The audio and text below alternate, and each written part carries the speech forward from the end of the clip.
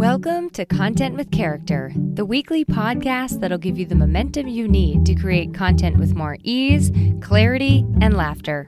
I'm your host, content copywriter Emily Aborn, and I'm all about unconventional marketing approaches. I believe in your big ideas, and I'm excited to help you share them in a way that's distinctly you. Hello, welcome back to the Content with Character podcast. Have you been having fun as we bring in this number 4 into each episode? I certainly have been. Between you and me, I actually like the number 3 better, but it worked out because it's fourth quarter, it's 2024. I don't know. Other than that, pretty much just pluck the number 4 out of the sky and it's working and we're running with it. Sometimes that is how I create. Sometimes I'm like super smart and strategic and check all the boxes and do all the SEO research and have an actual plan and a spreadsheet. And then sometimes I just fly by the seat of my pants. You never know what you're going to get. You never know. On that note, next month, if you are tracking with me in real time, that will be November. So next month on the podcast, I'm going to do an episode on making a marketing blueprint. A marketing blueprint is kind of like just your plan for marketing. And it's going to be whether or not you want a loose plan or you want a real tight strategic plan. We're going to map out a plan that works for you and your business. So that's like something that you'll be able to sit down with, reflect on, and use in 2025 and hopefully beyond. So stay tuned and stay with me for that. That's next month. It's going to be really fun. But today we are going to continue on our theme of 4. And we are also going to be super short and sweet. I'm going to be sharing with you today about this awesome concept that I was like, how did I not think of this sooner? Really, it's going to be like 4 inner filters that you can run ideas and words and speech and communication and concepts through before posting them, or sharing them, or saying them in your podcast, or communicating them to your spouse, okay? If there's one thing that I've really been thinking about lately and focusing on, it is not just doing things to do them, not just going through the motions, not just doing something because somebody else told me to, or I think I should, or I read somewhere that I should, or I'm doing it out of obligation, or because I feel bad, or because I owe it to something or someone, or blah, blah, blah. The list goes on. I'm really trying to ask myself, like, take a step back and be like, but why? But why though? Why does this matter? Why do I care? Why this? Why that? I've been asking myself these questions because what I've been needing to do, what I've been in need of, is getting back to the heart of why I do the things that I do and not losing sight of the purpose behind it all, because it's easy to get caught in that. You know, you get so caught up in the pace of life and the pace of this and that and the other thing that you can lose sight of the why you're doing it in the first place. So on that note, I thought it was like perfectly fitting and relevant to bring in a concept that has really helped me in this way. I don't really want to call it a framework, but it's kind of a framework. Some of you may have heard of it. It's called the 4 gates of speech. And what it is really a philosophy, I think, of communication. More than a framework. It's attributed originally to Rumi, but I think it's kind of like blurry in there where it actually comes from. It's from the Sufi mystic tradition, okay? So the concept behind it is that before speaking, in order to ensure wise, intentional, kind, timely communication, most well received, you want to pass your words through these 4 gates of speech. And I was like, well, this is very fitting to our content creation and what we share in our business marketing. So let's do an episode on this. Now, if you haven't heard of the gates of speech, I'm going to tell you what they are. And if you have, just hang in there for this part because I will be applying them to marketing and content. So these are sort of just like 4 filters for you to consider. And they are, is it true? Meaning you ask, is it factual, honest, etc.? Is it necessary? I have so many thoughts on this one. You just wait. But this is asking ourselves, is it needed? Is it kind? That's ensuring your words are compassionate, gentle, respectful. Is it the right time? So timing does matter. Even if something is true, necessary, and kind, we still need to deliver it at the right time, at the appropriate moment. So, as you can probably already tell, passing your words, your content through these 4 gates is super beneficial.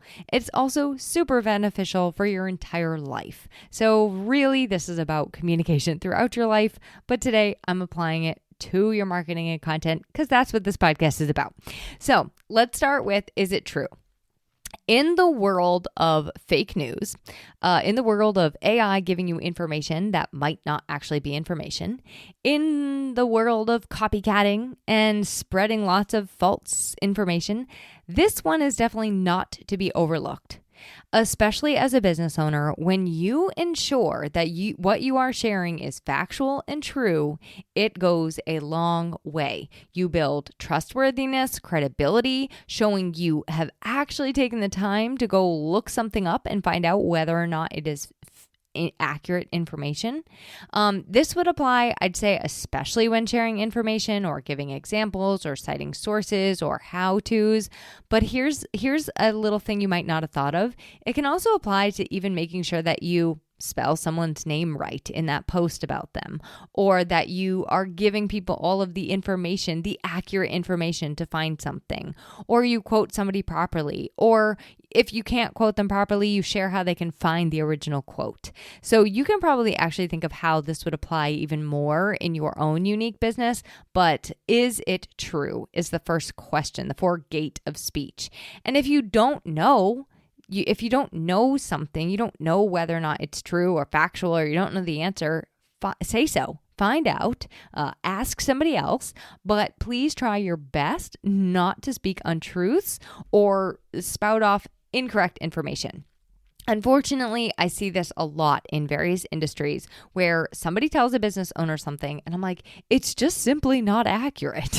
It's just simply not accurate information. So either no one's double checking them, or they're not double checking themselves, or maybe they think it's true and it's not true. But we do need to double check ourselves and know whether or not what we're saying is factual information. When you're using AI tools, you still need to double check these tools to make sure that what they're telling you is accurate information. They often miscite sources. They may give you outdated or misinformation.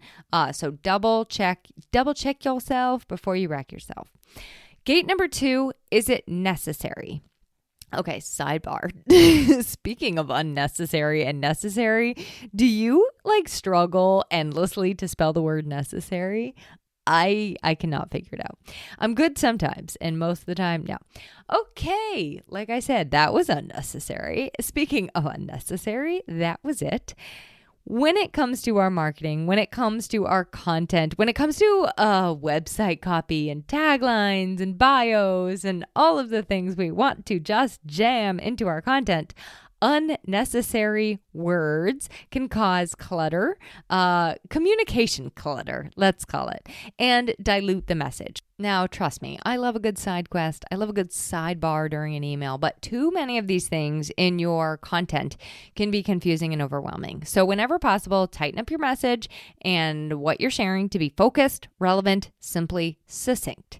If you are sharing in a format like a blog or a podcast, focus on the person on the other side and what the purpose is for them. And I want to say, I don't mean never share anything fun or silly or pointless, because that to me is, in my opinion, necessary. I think that it is how we show our human sides, how we show our personalities. I usually introduce myself at the beginning of every episode. Today I completely forgot, but I will often share with you a silly little fun fact about myself, because I do think that it is necessary to show who we are in our content and in our marketing. I always say, however, as a writer, as a creator, as a sharer, it's way harder to say less than it is to say more, because it's harder to make things more poignant, more clear, more concise, more impactful. Restraint enhances our clarity. In fact, I love this beautiful quote by Hofmann. The ability to simplify means to eliminate the unnecessary so that the necessary may speak. And I think that is what it's all about. Eliminating the unnecessary so that the necessary may speak. And when you do that, it is a powerful, powerful thing. I want to apply that to my entire life right now as I ruthlessly eliminate the things that are not necessary so that I can focus on what matters most, what I love most, what lights me up most, what lights others up most, etc., etc. Okay, gate number 3. Is it kind? I'm not talking about being nice. I'm not talking about being a people pleaser, trying to make sure everybody is happy with everything that you say and share. I'm talking about coming from a very good, well-intentioned place, kind place, delivering truths in a kind way. And one of the ways we can do this is to use as inclusive of language as we can, being considerate of different perspectives, creating positive relationships when we are maybe commenting on somebody else's stuff or engaging with somebody else, building other people up instead of tearing them down, and just being that kind, generous person in your content. One of the other places I see this a lot in marketing, and I think that we could be a whole lot more kind, is in how we decide to go about using our clients' pain points and how we create urgency with our content. I don't think that it's like bad to be honest about when there is a deadline on something or when somebody needs to sign up by something, but I don't love these urgency tactics, and I don't think that it's kind per se to just go around like with the goal of creating a bunch of desperate, overwhelmed, stressed out, sad buyers. Instead, I feel the kind way to do marketing is to focus on empowering them to make decisions from a place of growth and learning and curiosity and excitement rather than lack and pain and depression. Okay?